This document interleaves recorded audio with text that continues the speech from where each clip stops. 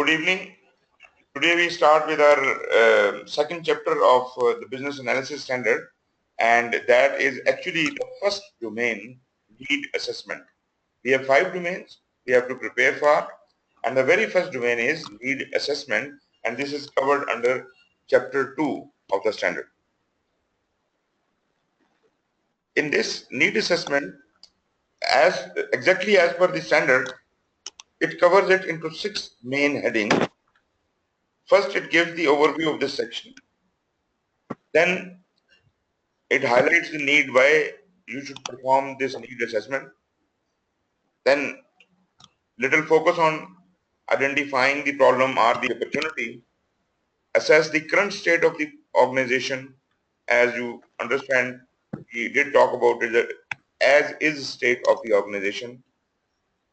Then recommend action to address business need and ultimately assemble the business case.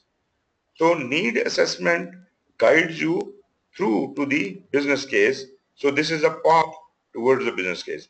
So realization of the need and looking at the problem and the opportunity, current status of the organization, alternative solutions, and your approach, and ultimately, is it viable or not? This whole story is the need assessment. So basically, we are talking about the business need and to develop a business case in this chapter. So need assessment consists of the business analysis work. So here we are going to be involved in a lot of analysis, a lot of studying the system, the requirements, and a lot many other things. So practically speaking, a business analyst is coming into play in this section. So this analysis work that is conducted in order to analyze a current business problem or opportunity. Now, where this problem or opportunity exists, you have to realize it. It is the mixture of the logical thinking and the creative thinking which will guide you to specific problems or opportunities which you can encash and convert them into business cases. It is used to assess the current internal and external environment and current capabilities of the organization. So before you can make use of any opportunity or a problem, you first have to look inside. Look at your own environment of the organization, their current capabilities, what are the factors affecting you, and they will actually guide you in the direction you need to go. So in order to determine the viable solution options. So once you see where you have to reach, then you will try to visualize and understand what are the various mechanisms, what are the various approaches, what are the various viable solutions which could lead me to that destination. But before that, the destination must be clear. And before the destination can be made clear, you must study your current environment and your capabilities, where you stand. As I said before, as is analysis is to be done before. Once you have done the as is analysis, then you look at your direction and find the viable solutions. And out of the many viable solutions, you will have to choose the best, and that would be the analysis would be carried out on that, and if that is found feasible, then your business case would be ready. So we are talking about a viable solution when pursued would help the organization meet the desired future state. So why are we doing it? Because the target we have fixed, where we want to be in future at a specific point in time, that is the target you have to meet, and how to meet that target is your viable solution.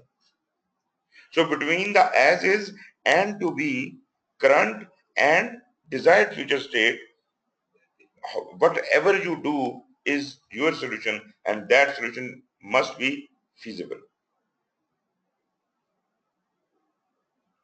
A comprehensive approach for assessing business needs and identify high-level solutions to address them. We must move systematically. You must have seen people wasting a lot of time and energy in doing things or which are not necessary, or sometimes people are so fast that they jump to conclusions, right? Like you see, as soon as the problem has come in front of you, you immediately come up with a solution without even evaluating your current situation, without evaluating the feasibility of that solution. You become very wise and you just give a solution immediately, and you try to then defend it, because once you have given a solution to your boss, you definitely would justify it, so you start defending it, not knowing that this thing is not feasible, not knowing that this is not the right solution. So basically we have to go through the whole process in steps and bounds and carefully, not wasting time in a lot of analysis. Right amount of analysis is to be done. You might have heard about paralysis through analysis. This is the other extreme, that you are doing so much analysis, you are wasting so much time in analysis, which is not really required to be done. So do not overdo the analysis. On the other hand, do not jump to the conclusions. So you have to approach a viable solution. A viable approach must be adopted for that. And the solution you are suggesting need not be a detailed solution. It may be just a high-level solution which would justify your cause. Whatever purpose you have in mind, it should be justified, and this solution is not supposed to be detailed at this stage. It provides ways to think about, learn about, discover and articulate business problems and opportunities. And how do you articulate business problems and opportunities? Can you give me a solution? How do you articulate business problems and opportunities? If I asked you, So yes. if I ask you, but define your business problem or opportunity, how can you define it in such a way that I would easily understand? So through a use case or through practical example. Right? Exactly. Very good. Because example is the best way, or case study, or example, or a use case, or a story. These are the ways you can make your boss understand what you mean. And similarly, once you are going to be interacting with your stakeholders, as in the next point, then also we have to create those stories. So it provides you a mechanism, a thinking process, a learning process, a discovery process through which you create an imagination of the whole problem. And once you understand it, then you present it in such a way that the time you have put in understanding this thing is not required by others to understand it, because you will articulate it in such a way that that would be understood in few words. So you are summarizing the whole problem and opportunity in front of your bosses or your stakeholders. Thinking through business problems and opportunities with stakeholders is important for all programs and projects. Why with stakeholders? Because if you are thinking alone, I am not stopping you from coming up with a creative idea, but then you have to bounce this idea on with the stakeholders. You have to discuss that idea. You have to somehow take a validation from the stakeholders and even allow the stakeholders to come up with their own creative ideas, out of the box thinking. I said we have to use the logical as well as creative thinking both in this process of understanding the problem. So it is important that we get involved with the stakeholder, and for all projects and programs, degree to which a needs assessment is formally documented depends upon organizational and possible regulatory constraints. So how well you can, how much can you assess the need? How much are you allowed to go deeper into it? Again, I would say, do not go for paralysis through analysis. You do not have to waste indefinite time in analysis. You must select appropriate tools and techniques, and as soon as the problem is clarified or need is clarified in front of you, you should be able to sum it all up. This all depends upon how much is the requirement of the organization, or how much, regulatory policies govern that a problem must be defined to this level of detail. So you don't go beyond that. This is your allowable limit. You should not be doing more than that, because more than that would cause paralysis. So this was the general. Why do we perform the need assessment? This is the next topic.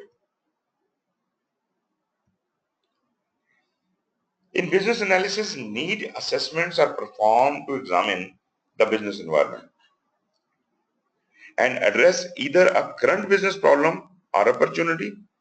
So what we are trying to do here is, as we discussed before, we are trying to understand the environment around us, the business, our own organization. What is the setting of the organization? What is the environment around the organization? What are the influences around the organization from outside and from within, internal and external? So once you understand the environment, what you understand the pressures, you would be able to have a clear picture of as is status of your organization. And then you can address problem or opportunity. Okay, let us first discuss a little bit about a problem. What is a problem? You might have studied in PMP also, PMBOK. The thing which is unresolved, which cannot be, forget about business analysis and project management. I'm talking about a journal case. If something is in our wisdom and knowledge, you see, if I know something and you ask me a question and I know the answer, I'll give you the answer. The problem is when I don't know the answer. So what should I do then? So if I can't resolve that thing immediately, that becomes an issue. I will try to, remaining within my, wisdom and knowledge and sphere of influence, I will try to explore the answer to your question. And if I could find the answer, I will give you that answer and the issue is resolved. If I can't find the answer, or it is not in my power to reply to you, what should I do?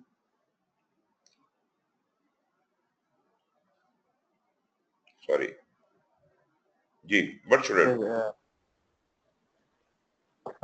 Refer to the appropriate stakeholder. And not exactly the stakeholder. It is called issue escalation process. Yes, sir, yes, sir. To the next higher level. You have got certain authorities and you can't solve a problem. You will escalate it to the next level who has larger authority. So this person has, maybe he has the power to resolve the problem or the issue. So issue will be escalated to the next level. The next level will again try to resolve it if he can. If he can't, he will further escalate it to even the next higher level. And so an issue which is unresolvable by anyone in the organization would ultimately land up to the senior most position. It will be escalated to the senior most position. And that is probably the CEO or the president or chairman or whatever you want to call him. Now, another thing happens. You, the lower the level of hierarchy, more is the technical knowledge to resolve the problem, but less is the authority. The next higher level may be not as much technically involved in the work, but would have more power. And if he cannot resolve it, he will pass it on to even further level with even more power and lesser technical knowledge. The CEO of the organization, when an issue is escalated to him, he holds all the power and almost no technical knowledge. So he is dependent for his decision making on the suggestions of his subordinates. So all the subordinates through which this issue had been escalated and reached the top level, they must have suggested something. Well, this is not in our power, but this issue might be resolved like this.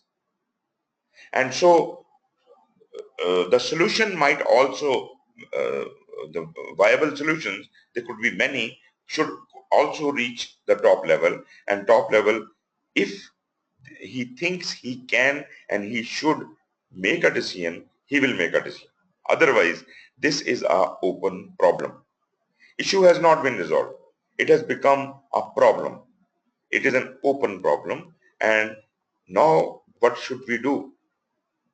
If an issue could not be resolved in whole of the hierarchy of the organization, what should the CEO do?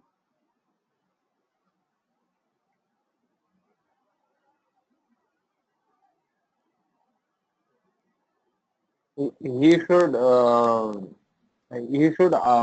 hire the market expertise. Exactly. So he can hire the services of a consultant, or he can consult with friends or people who are aware about such like problems. So he could use his expert judgment or of anyone for that matter. And this is the place where he needs assistance. Why? To make a better decision. So this was a problem which came from down there and reached him, and he hired someone to look after that problem, suggest to him what to do. Similarly, there could be certain strategic issues which do not come from bottom up. They are created by the environments and reach the top level management directly. Maybe there's some environmental issue, maybe some cultural issue, maybe some external technical issue. Technology has advanced and we have not, our organization has not advanced. So all these things basically is the responsibility of the top level management to keep a watch out for that. And for their assistance, whether they should hire a consultant every time for everything, or they should develop some in-house resources, some specialists sitting in-house, keeping a watch on the radar, whatever is happening, any new business opportunity, any new business problem. So these people are basically there to identify those business problems and opportunities, and then to suggest the viability of that, a viable solution. And again, the decision lies with the top level management. If as a business analyst, as an expert, you have suggested a solution to a problem to the CEO of the organization and he agrees with it, he will give a decision to go about it.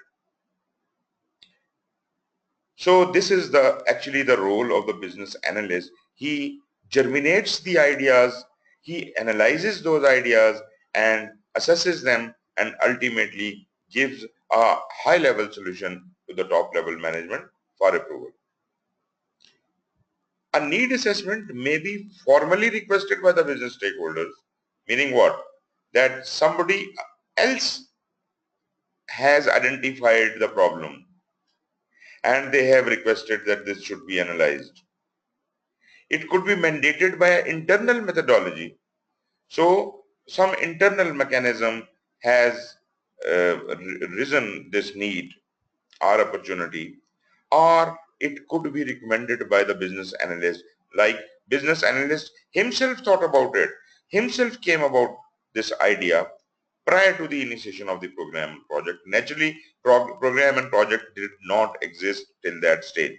So all these ideas will be coming much before the projects or programs were even initiated, were even, they have not taken birth at all. But we are trying to germinate this idea. So this is how these ideas would be coming from. From whom? Business stakeholders, internally, bottom up, internal methodology, and business analyst is responsible to think logically and creatively to germinate these ideas. So this is the need for the assessment, and we have discussed who are the people involved to initiate the need for assessment. G.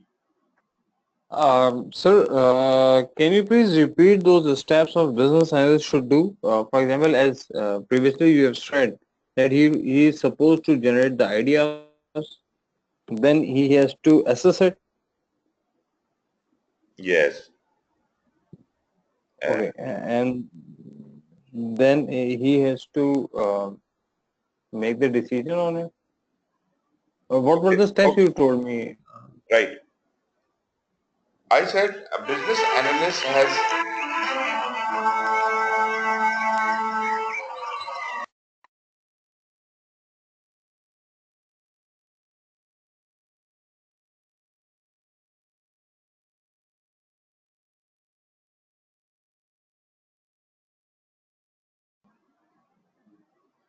हाँ जी आवाज आ रही है अभी? जी जी sir बिल्कुल आ रही है. Okay, screen में मैं भी एक मिनट स्क्रीन भी ठीक करता हूँ, कोई ना कोई गड़बड़ हो स्क्रीन भी सही है सर. जाती। ओके, नहीं मेरी तरफ से प्रॉब्लम है। Okay.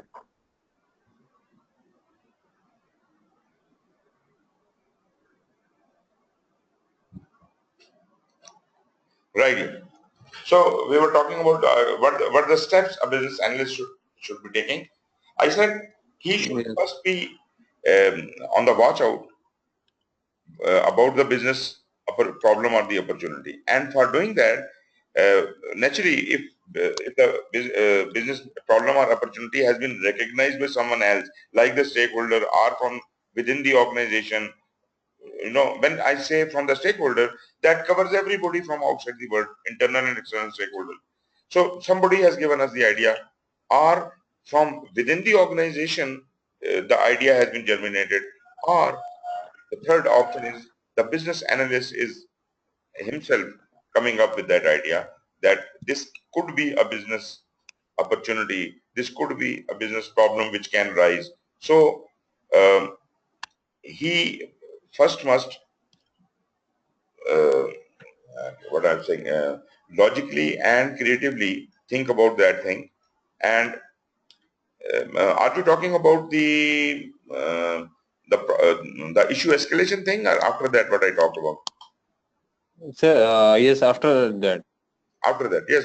So once he has got the idea, then the next step he must take is he must review the to-be status of the organization. Where do we stand? What is our environment?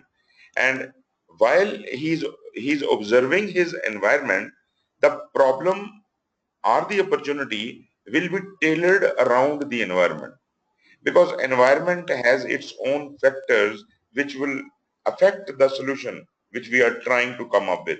So we do not jump to the conclusion, we do not jump to the solution. We identify the problem and we know that the problem or opportunity I have identified, it might not be real. it might be just a thinking of my mind. So I will look at the environment of the organization and justify the problem and opportunity in that, in the as is status of the organization, the current status of the organization. And once I realize that yes, whatever I am trying to say is genuine, the next step he takes is to come up with the different approaches which could be used to take us to the future status, to be status. So first I establish the as is status, and then I determine where we want to be after solving this problem or after utilizing this opportunity. Once I have identified the to be status, then I design the way from as is to be, from current to the future desired state. And this solution I am proposing should be a viable solution.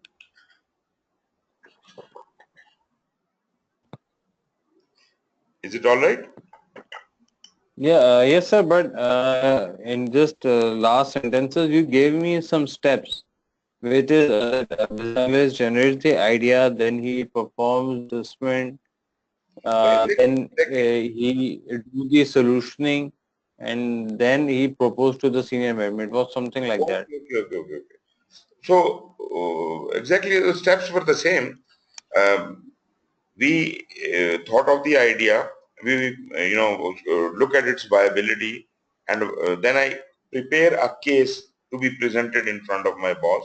And once I present it in front of my boss, then it should be articulated in that fashion as if it can be properly uh, acceptable to them. And naturally I have to use the skill of summarizing the things. I may have put in a week or 2 weeks of effort in understanding that whole analysis, so whole situation, and now I'm summarizing it in front of the boss, and it should be presented in such a way that he should be convinced and he should go ahead signal. Right. Okay. The next question is, when should the need assessment be done? Need assessment work is undertaken before naturally the work on any project or program ever starts. That essentially means that project or program was not even chartered at that stage. So need assessment happens before that. It is said to involve pre-project activities. All the work which is pre-project activity. What are the pre-project activities? Let us start from the very first step in project initiation, that is the develop charter. Before the developed charter, what all should have been done? Number one, let us look at the inputs of the initiation of the of developed project charter. We have got three things coming to us. One is the statement of work. Second is the business case, and third is the what do you call it? Business, the agreement.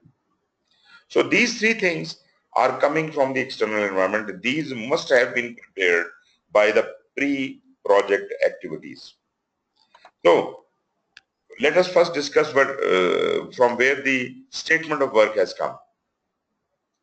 Right. Let's talk about it. From where has the statement of work come? So are we on the right slide? It's when we need to do the need Yes, state assessment. when. Okay. I'm Okay. discussing second point, pre-project activities. Okay. Yes. So tell me, when is the statement of work developed?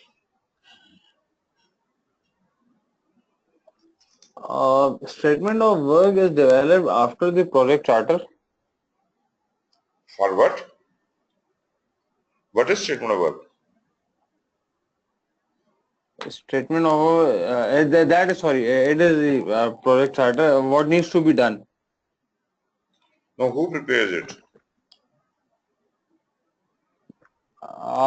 Statement of work is being prepared by if I recall it right now, it's being prepared by the project manager. Mm-hmm. Are you sure about it? And no, I'm pretty confused about it because it's a conflict between project manager and the sponsor.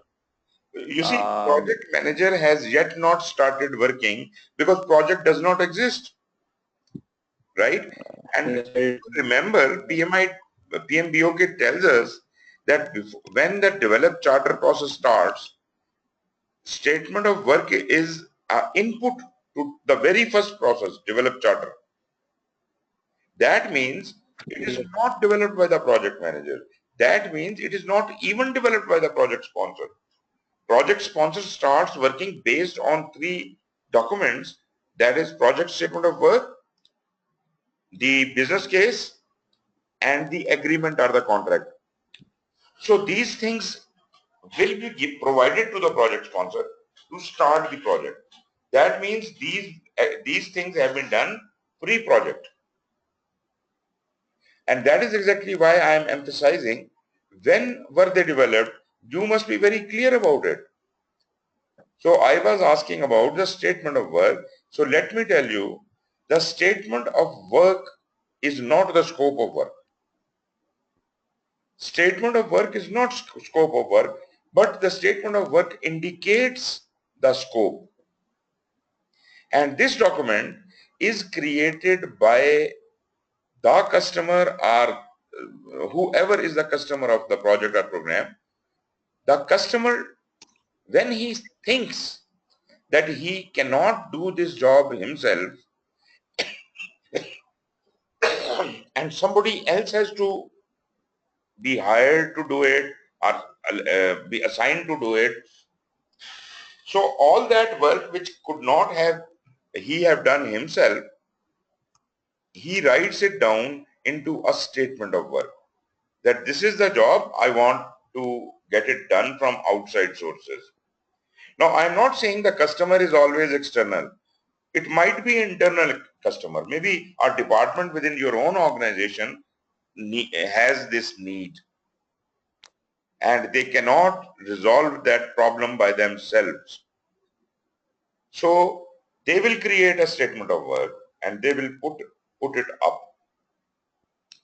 Now, only after the customer prepares the statement of work, he is able to create other procurement documents like RFP, RFI, whatever is required to be done. Those documents are based on statement of work. They cannot be created without a statement of work. And then naturally, the whole process of procurement starts. And ultimately, say our organization, this was an external customer who prepared a statement of work and who prepared procurement document and who put up an advertisement in the daily newspapers and my organization.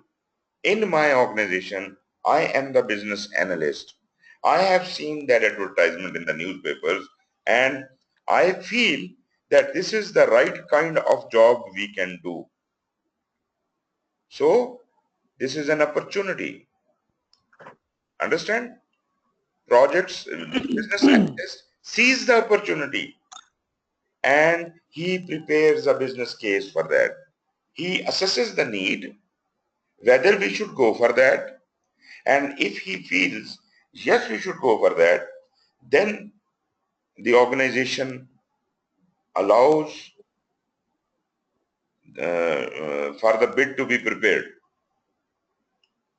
And then if we get that contract, then the contract is negotiated and all that, and ultimately it is awarded to us. So what have we done? We had a statement of work, we prepared a business case, and at the end of the day, we have an agreement or a contract signed. These three things when done, the project can take birth. You understand my point? These all are the pre-project activities. okay, sir. So basically, the steps which I understood that first of all the statement of work should be created.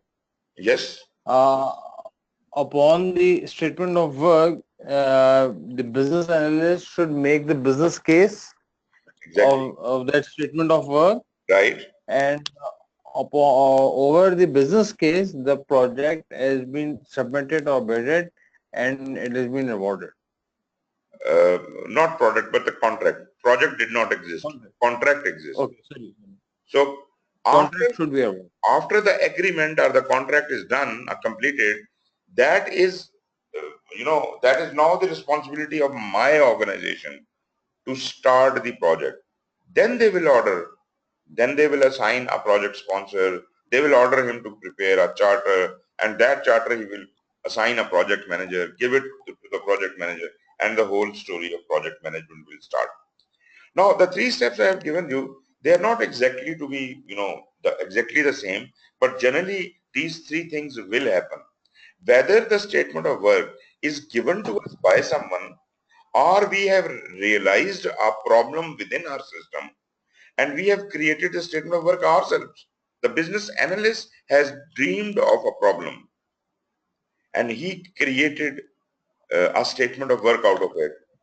And he did his need assessment and ultimately came up with a feasibility, a business case, and presented it to the boss. And boss agreed. Maybe this agreement could be written down somewhere, and this could be the order to start the project. So in this case, there is no external customer. We are doing it for our own organization. You see, all these three things did exist. Okay. Okay, sir. Agreed. So this was necessary to bridge your gap between your project management knowledge and your business analysis knowledge. So if you understand this, then you know what are the pre-project activities. So Yes, now, sir. What? Now, yes, sorry to interrupt, mhm, because it's a core knowledge stuff.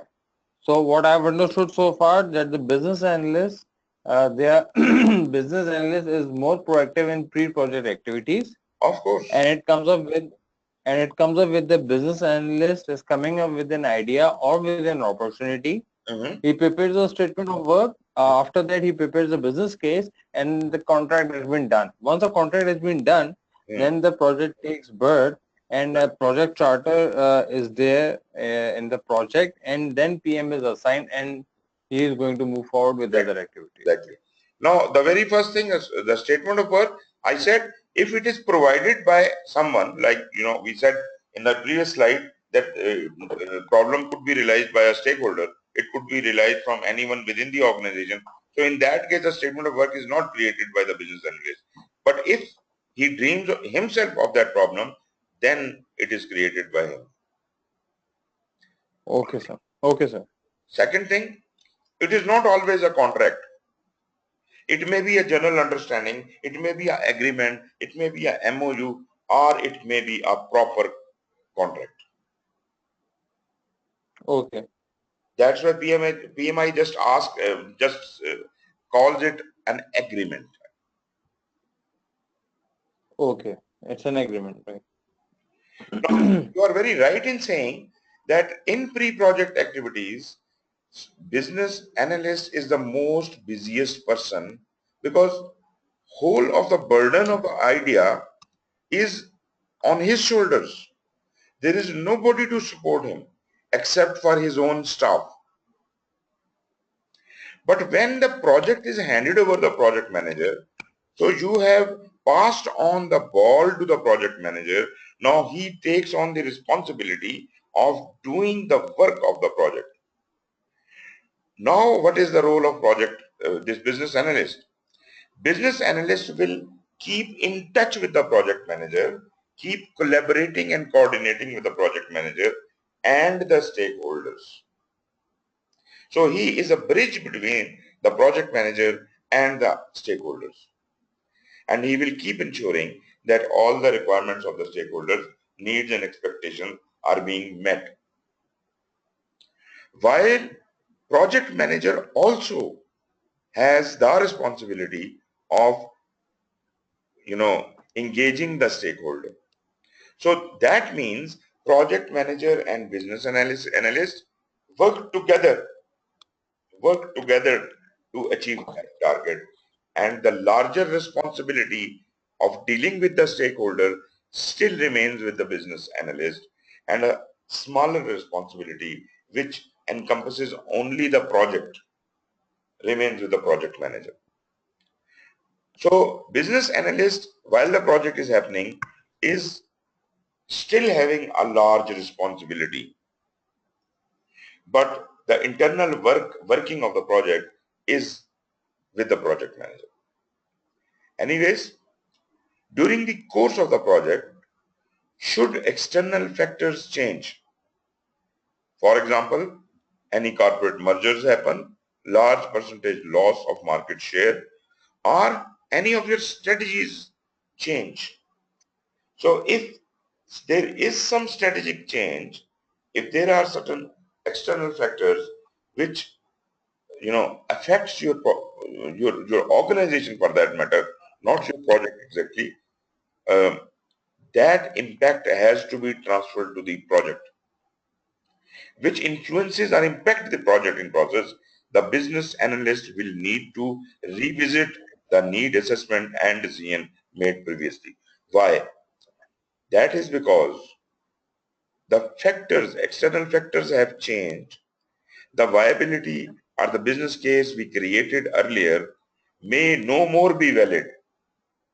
It has to be aligned with the new circumstances, and therefore fresh need assessment has to be done, and this case has to be revised. New decision making has to be done to ensure that the viability, the business case, is still valid for the situation the business is addressing. And if it is not valid, then that project need is no more and it must be terminated. Do you understand? Yes, sir. So need assessment was done before the birth of the project by the business analyst in the pre-project activities, and during the life of the project whenever there was a external change, he needed to revisit his assessment and check the alignment. If alignment is okay, that is fine. If there is some change, then the decision has to be taken whether to change the direction of the project or to altogether terminate the project. Okay. Okay, this takes us to the next level, that is, for whom are we doing this need assessment? Now, as we are studying it and as it is given in the standard, you will find that these are the baby steps. If you understand each and every step, you will be master of the game. So, for whom are we doing it? The need assessment involves the completion of a gap analysis. And what is this gap analysis? This is the gap between the current state and the desired future state. It is the gap between as is and to be. This is the gap analysis which has to be done. This gap analysis will result in a viable solution. So, completion of a gap analysis used to analyze and compare the actual performance of the organization against the expected or desired performance. So you are adding a capability to the organization. You're enhancing and improving the organization, and what is organization now and what it needs to be, that is the gap analysis you need to do. Much of the analysis completed during the need assessment is then used for the development of the business case. So need assessment only created a basic analysis of the need. And once that is done, then you go for detailed feasibility, which is called development of the business case.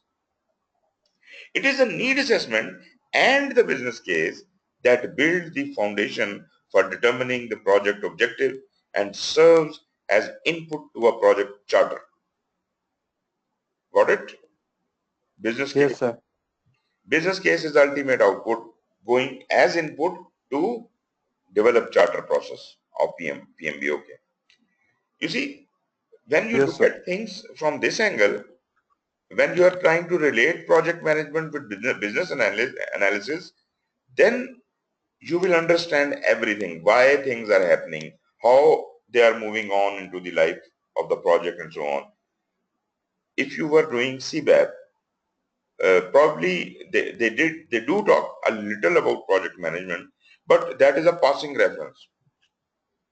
Now what we are talking about is a detailed journey from business analyst to project manager and to the completion of those needs and expectations of the stakeholders.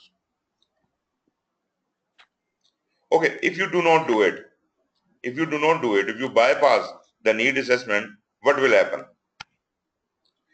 When a need assessment is bypassed, there is often insufficient analysis to adequately understand the business need. I hope this is self-explanatory. There is Yes, sir. analysis was not done, or it was insufficiently done. What we did, we jumped to the conclusion. There was no business analyst, and executive committee debated the point in themselves, and they just decided ad hoc, and there is no data or analysis to support.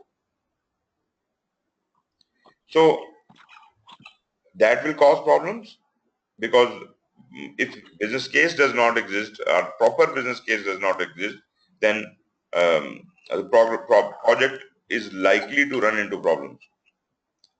The business analyst conducts a need assessment to help the organization understand the business problem and opportunity in greater details to ensure that the right problem is being solved. We are not running for something which is not required. And this is a very important point. Right problem is being solved. Let me, talk about it a little. What if we are trying to solve the wrong problem? Will it benefit us? No. It may benefit a little, but the core problem is not resolved. We have seen, we see the productivity of our organization has gone down. This is the problem. And you do not properly, do the sufficient analysis to find the actual problem. And you say, maybe it is due to people not working well. So let's provide more training to the people. So you have jumped to a conclusion without sufficient analysis. So this is not the right problem. This is the wrong problem. It will solve something, but not really what was actually the problem. So the productivity of your organization is not going to simply increase because you have provided sufficient training to your people. The problem was somewhere else. You have to hunt that problem down. And for that, you remember we used cause-effect diagrams, Ishikawa. Yes. That is a very good tool Yes. of hunting down the core problem, the cause of the problem. And moreover, um, do you remember critical chain method? Yes. Okay. Hope you understand that critical chain method came out of a very famous theory, and that theory is called theory of constraint. Okay. Okay. So that theory of constraint is very interesting, and that is basically based on the philosophy that a chain is as strong as its weakest link. So we have to hunt down the weakest link, and only then we can, start addressing that weakest link. If we don't Uh, know the weakest link, excuse me. Sir, there's some distortion in your voice. So can you repeat from after the CCM you have told me? okay, after a critical chain method is basically idea coming out of theory of constraint, right? The theory Okay. of constraint, um, person's name I'm just forgetting. I'll just pass it on to you. Um, theory of constraint is based on the concept that a chain is as strong as its weakest link. I hope you agree with that. Yes, sir. So, if each, what you call part of the chain is as strong to take a load of 1 ton, but there is only one link right in the middle of the chain somewhere which can take half a ton. But when we view the chain, it looks the same. Until and unless we analyze each and every link of the chain, we will be able to understand that there is one link which cannot take that much load. That is a weaker link. But if we don't do sufficient analysis and we don't find that out, then we say the chain looks fine. Maybe the people who are pulling the chain, they are not doing their job right. That is because you did not find the problem. And you start addressing those issues which are not really required to be addressed. And ultimately, they don't yield much of result and not much of improvement. The major improvement will only and only come when you will address the weakest link. Okay, let me explain another thing here. Say the chain is supposed to take 2 tons load. There is one link which is only able to take half a ton, another can take 3 by 4 ton, another can take a little more than that. Now they all are weak links. None of these will carry the load of the 2 ton. So there are 3 links in the whole chain. Now when you start analyzing, you suddenly find the 3 by 4 inch link, a 3 by 4 ton link, and you say, oh, I found the problem, let's fix it. And you fix it. Is your problem solved? No. But you don't know. You are very happy that you have found the problem, and you will try to solve that. And once you have solved that, and then we put the load on the chain will again break. It will not carry 2 tons. So this is how we are trying to find the weakest of them all, and first address the weakest link. Once, say, weakest link was, as I said, half a ton, and the next link we found was 3 by 4. So what I do is I improve the half ton link to the 3 by 4 level. Why? Because if I improve it to 2 ton level, the chain will still break at 3 by 4. So let us make 3 by 4, and then the weakest links would be of 3 by 4 ton. But the performance will definitely improve. It will not break at half ton. Then I'll address the next weakest link. And we go in cycles and addressing that. And ultimately, we will be able to resolve all the problems in the chain. So taking them from the weakest to the next, to the next, to the next, and ultimately solving all the problems. This will enhance and improve your capability to the level you cannot ever imagine. Okay, if you really want to understand this concept of theory of constraint, there is a book by Goldman something. I'll give you the name. The name of the book is The Goal. The Goal. Goal. Now, this book is actually a novel. It is a story. And if you go through the whole story, you will really enjoy and understand how to find the problem, the weakest link. I have that in video as well as in PDF format, and I'll share it with you. I hope you have some idea now of what this theory of constraint is.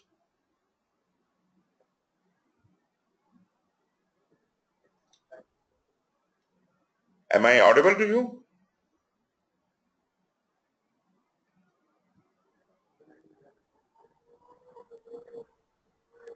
Adil,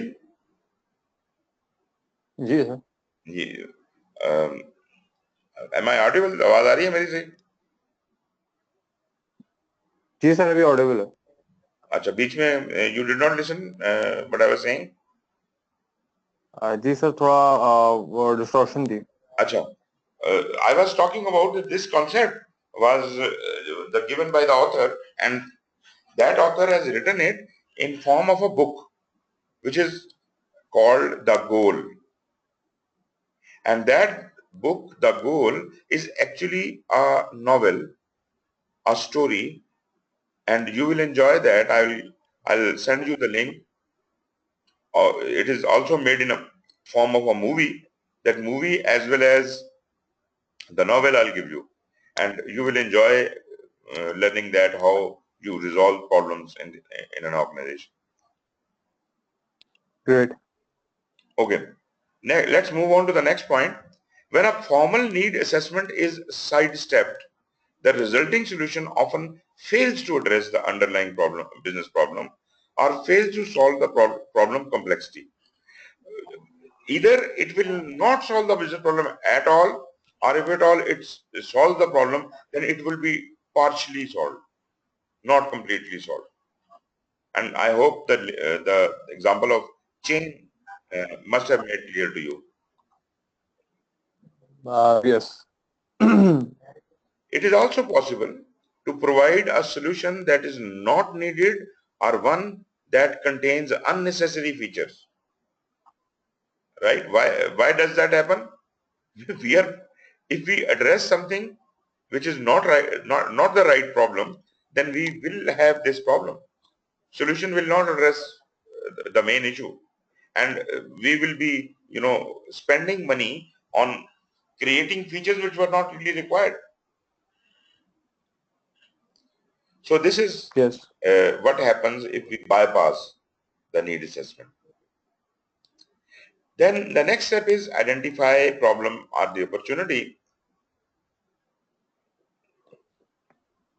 Okay, I think the heading is wrong here. It is not if bypassed. It is identify problem and opportunity. Part of the work performed within need assessment is to identify the problem being solved or opportunity that needs to be addressed. Right? So Yeah. to avoid focusing on the solution too soon, emphasis is placed on understanding the current environment and analyzing the information uncovered. Right? You see, we are repeating the same thing time and again, but every time these standards are good in one thing, that they add something to the previous statement, and that makes it much more clear, and that, if read carefully, would then stick to your mind. So as I said, do not jump to the conclusion. And there is a very common tendency that we think that we are very wise, every one of us. And as soon as somebody gives us problem, we suddenly come out with the solutions. That is a normal habit of every human being. Everyone thinks he is the wisest guy in the whole wide world, and therefore he would start jumping to conclusions. So a good business analyst would not jump to conclusion. He would place the emphasis where it has to be placed. And there's a common saying that you should think before you speak. Don't jump to whatever the idea is. Listen to the other person carefully. It is also part of listening, active listening. Listen to the other person carefully, understand what that person is saying, and then you speak. Anyways, so the same thing applies here to the solution. Emphasis is placed on understanding the current environment and analyzing the information uncovered, because once you study the current environment, there are a lot many new information and facts which will come to light, and that will help you develop your solution. Business analyst needs to ask certain questions like, what problem are we solving? Very basic questions. We generally try to skip them. We are not focusing on the problem, we are focusing on the solution. And ultimately we land up with a solution which actually solves no problem. Then we should ask, what problems do our customers have that this opportunity will address? So first you said, what problem am I solving? And then you said, what are the problems of my customer?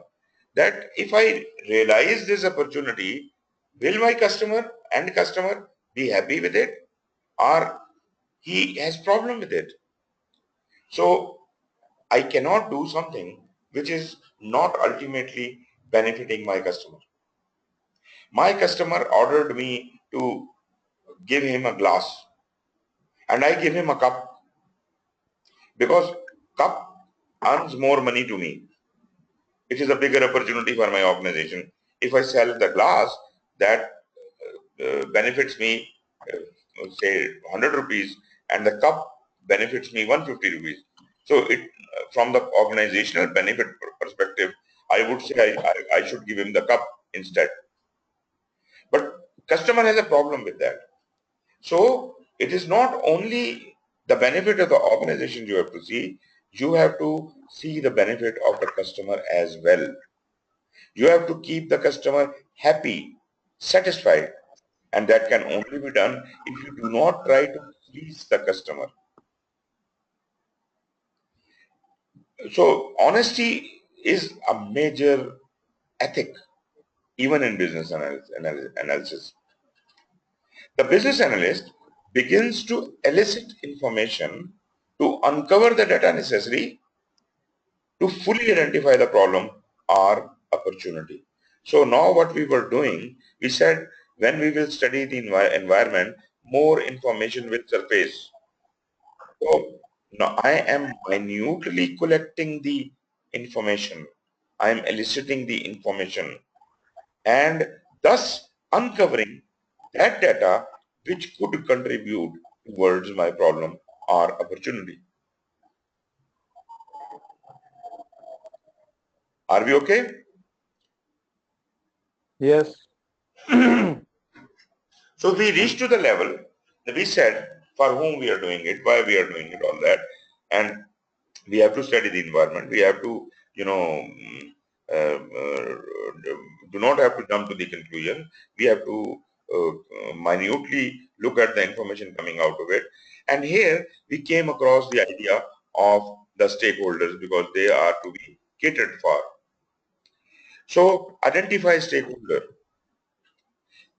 I hope this is not very difficult because we have already studied stakeholder many a times in even in PMBOK, and we have a knowledge area in the current edition, and I would strongly recommend that you should go through that.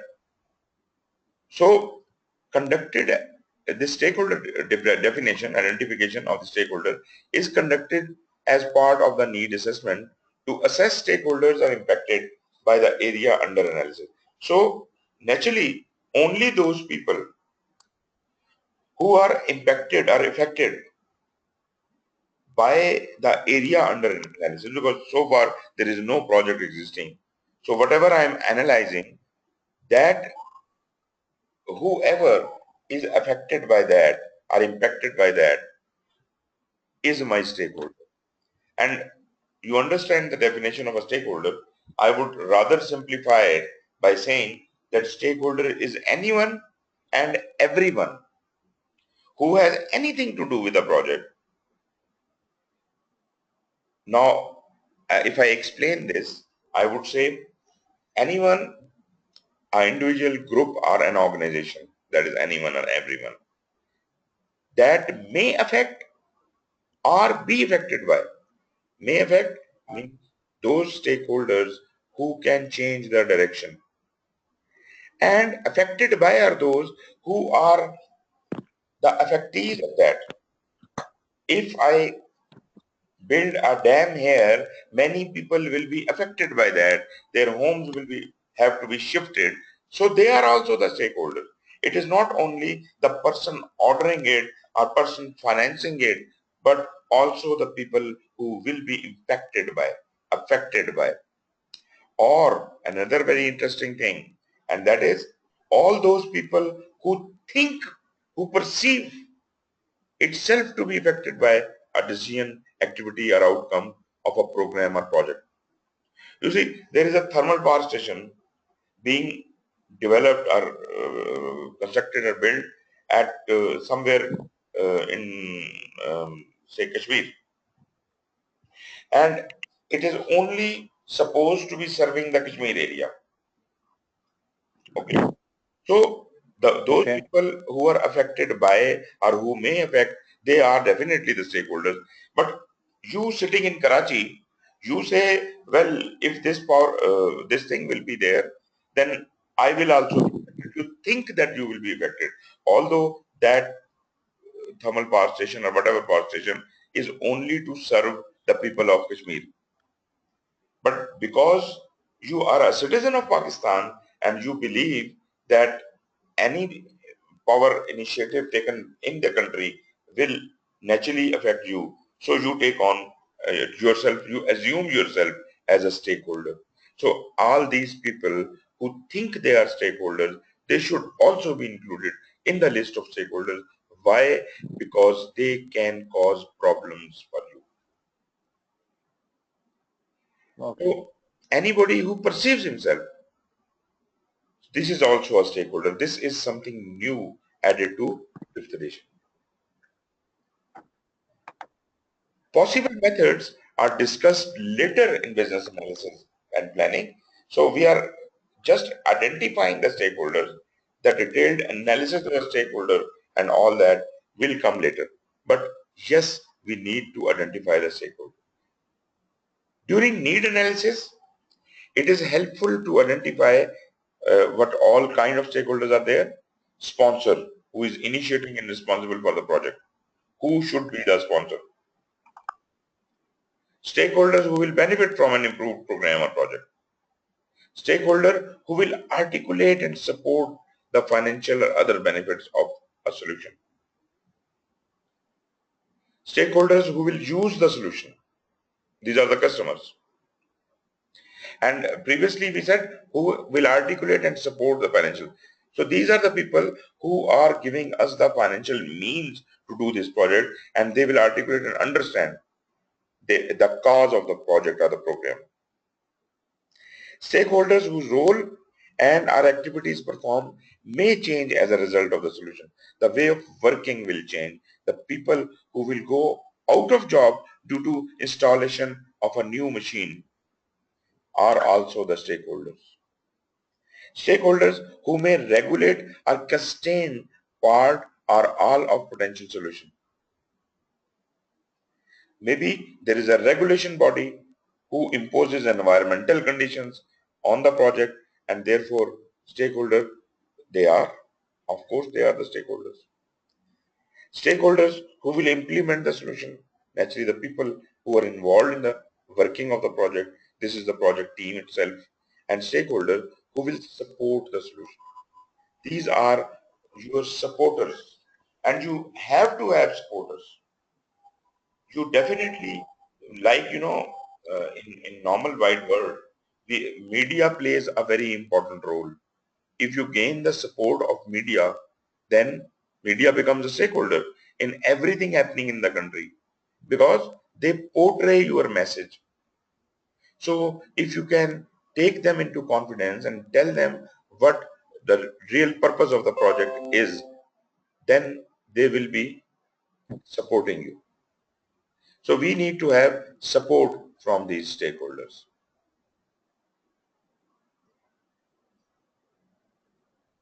Just a moment, I think.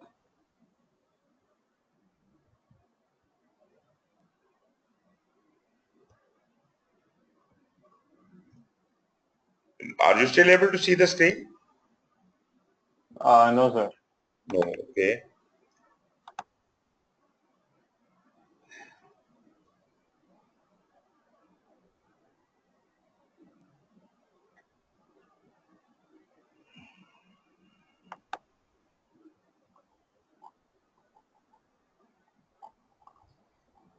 Okay.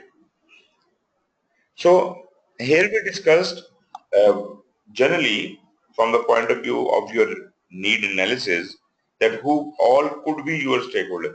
All of these people will ultimately be becoming the So stakeholder. I Okay, now you got. can't see your screen. Now the stakeholders we have identified here may ultimately be becoming the stakeholders of the project, but not necessarily. There could be a stakeholder who was only required to provide me some input, but otherwise when the project will start, he will have nothing to do with the project. He will not be impacted by the project. But right now, he could contribute some data to me. So I treated him as a stakeholder now, but he may not be a stakeholder of the project. But generally speaking, all the stakeholders which are listed here will ultimately be becoming the project stakeholders. Okay. So I cannot see your screen so far. Okay, I'll try again.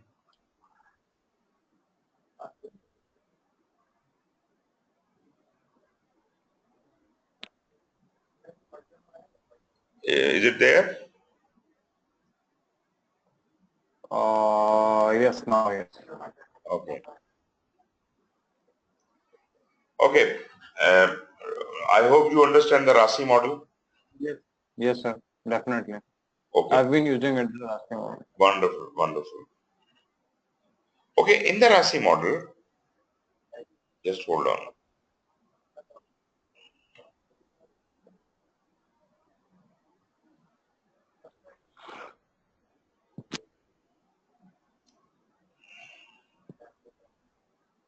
In the RASI model, we have four roles defined here. Why are we using the RASI model? What is the responsibility assignment matrix? What does that tell us? If I'm not talking about the RASI, what is responsibility assignment matrix telling me? Okay, it's telling you that which responsibility is assigned to which stakeholder and how it is going to be accountable for it. Okay, no, what I was saying was RASI is an advanced version of responsibility assignment matrix, RAM. Yes. The basic RAM does not tell you the roles, that only tells you the responsibilities. Okay. And if there are 5 people assigned to a job, against the name of each person, there will be a tick mark which shows that these are the people who are responsible for this work. So that responsibility assignment matrix shows general responsibility, overall responsibility on these 5 people.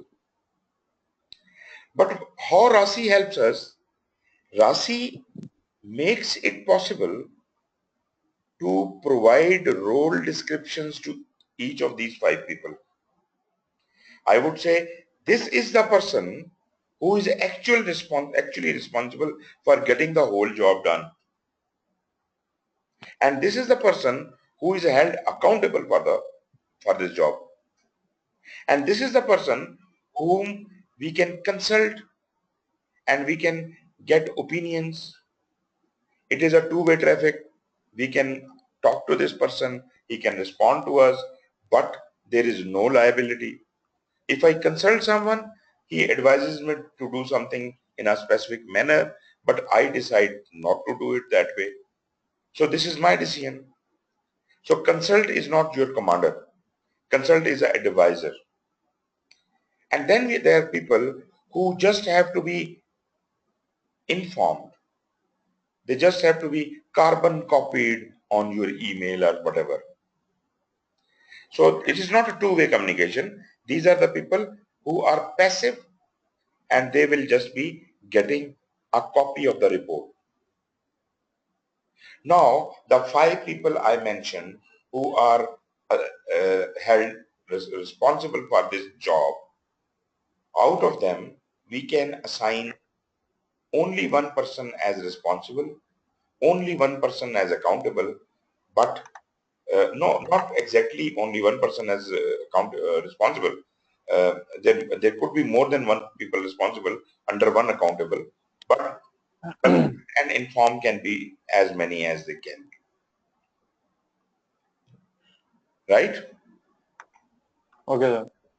Okay, what is this, the difference between accountable and responsible? Okay, responsible is the person uh, who has to do the task. Okay, and accountable is the person under whose supervision this task is being done, and Right. he is going to answer whatever happens to it. Okay, then who is responsible for the project Project manager, and who is accountable? his portfolio manager. Project sponsor. Yes, Project sponsor is the boss of project manager. He is manager. assigning Yes, the job to project manager. He wrote the charter. He is accountable. yes. So for every job also, there would be a person accountable, at least one person responsible. There can be more than one people responsible because the job could have been divided between two or three people. But at least one person should be responsible. And you can consult with as many and inform as many as you want.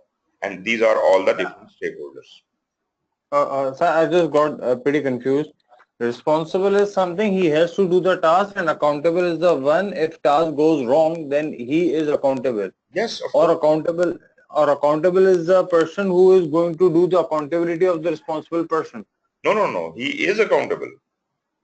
You see, He himself accountable. Okay. if a train meets an accident, who is responsible? Uh, that company. That company. Definitely those people who are involved in it, whatever, you will deal with them. But who is accountable? In my eyes, the company is accountable, and the train operator was the responsible. Right. I agree with you to that to some extent, but looking at the scenario of the normal railways, it is normally nationally held. So government or the minister for railway is accountable, Okay. and the head of Pakistan Railways is responsible. Now he Okay. can he can give the responsibilities down there. Now this is a little confusing also because the person responsible, is he not accountable for anything? If project manager does something wrong, will he not pay for it? No. He has to. You will leave him scot free? No. No, he will have to be punished. That means, although we define that the main accountability is with the boss and the person made responsible is to perform, but whatever responsibility you have a little share of accountability as well. You see, if there is a train accident, the driver can't pay for everything. How can he? You don't pay him that much. How can he pay for the lives of so many people? Then, although he will be punished, but in whatever capacity he will be punished to that level. You can't make him a scapegoat for all the flaws in Pakistan Railways.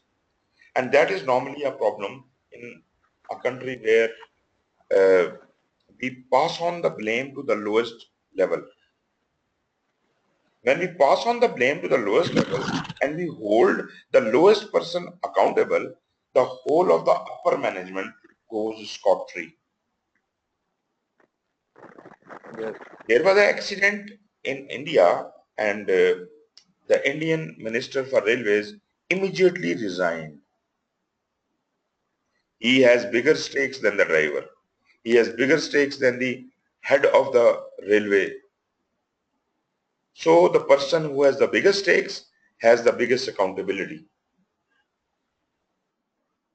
and less responsibility. So accountability and responsibility both are held with a single person also, but because the majority, the thing in majority will generally be declared as his responsibility. Like you see, project manager is responsible but is a bit accountable for his doing. Project manager delegates some responsibilities to team leads. So team lead is responsible for that job but is accountable a bit for that. But the main accountability of those tasks is with the project manager. This is how the delegation process works. So we are taking the bigger role. So bigger role is that somebody should be responsible and somebody should be accountable. If the same person is responsible and accountable, that could cause problems. Right.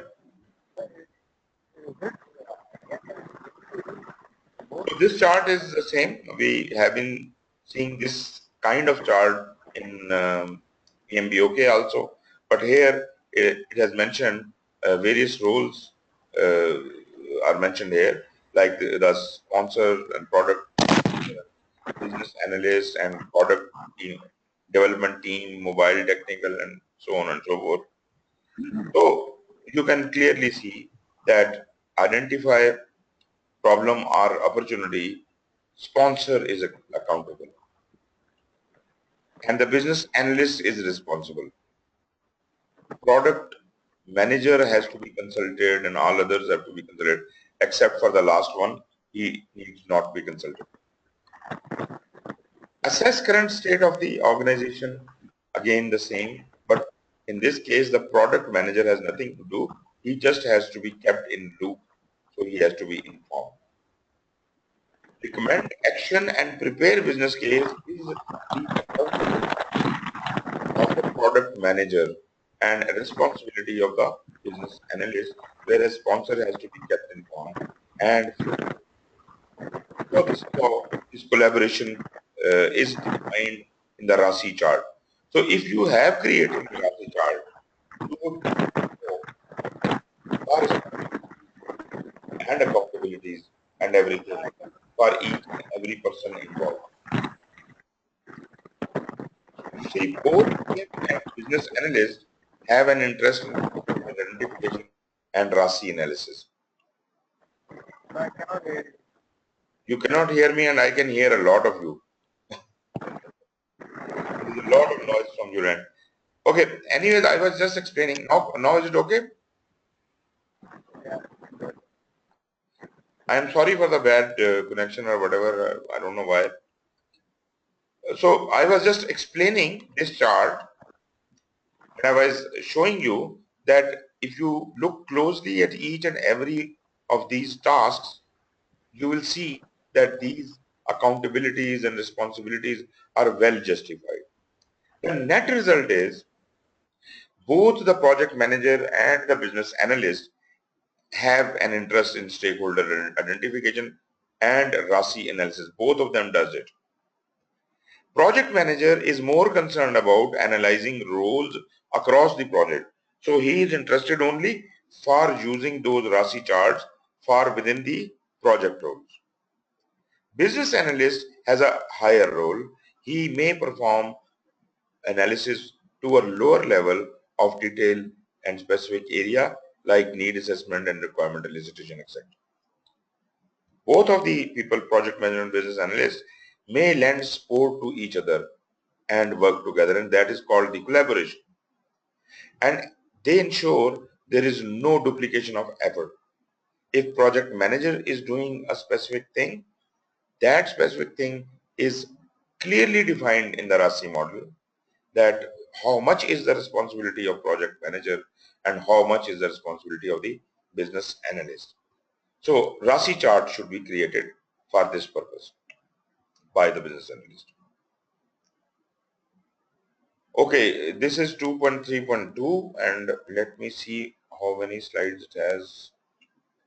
3.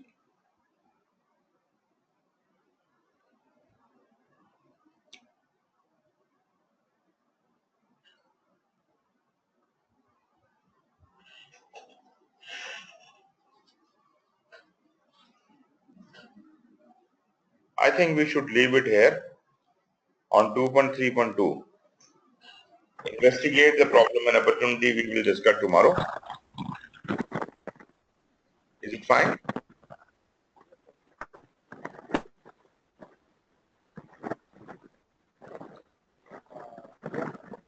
No. Is it fine?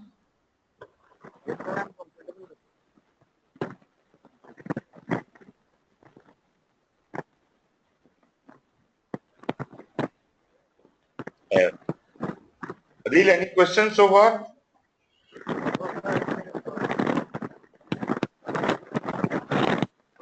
Okay. So should we call it a day now?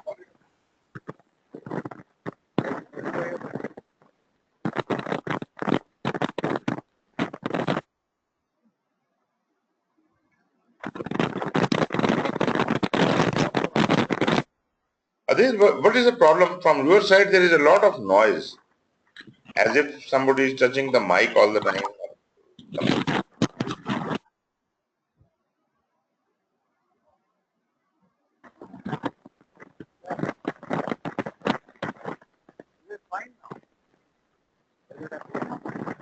Okay. Anyways, so I am closing it down now, and we will meet again tomorrow at the same time. So thank you very much for your company. If you have any questions, you can note them down, and we can discuss them tomorrow in the beginning.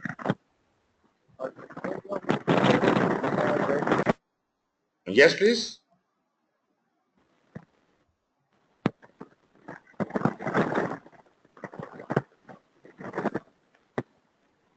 Okay, thank you very much. Take care.